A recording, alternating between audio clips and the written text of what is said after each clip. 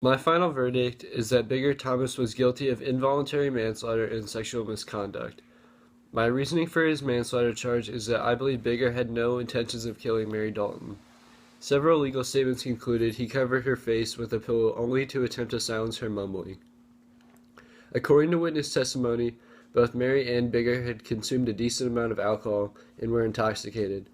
Bigger did not know he was restricting her breathing and was only considering that she would not be quiet. Although he is also much larger than Miss Dalton and was unable to realize she was struggling for air. Although Bigger had violent tendencies, as shown by Richard Wright, he was always provoked or angered by outside sources that inspired his violence. However, Mary was unable to anger Bigger because she was too drunk to the point where she could not walk. Bigger also had no real motive to harm Mrs. Dalton and actually had a motive to protect her because he was hired by her father. This was proved during the trial by many credible sources stating that Bigger desperately wanted the job and wanted to fulfill his duties. Therefore, he wanted to keep positive relationship with Mary and her father alike. Furthermore, I do believe that Bigger is guilty of sexual misconduct.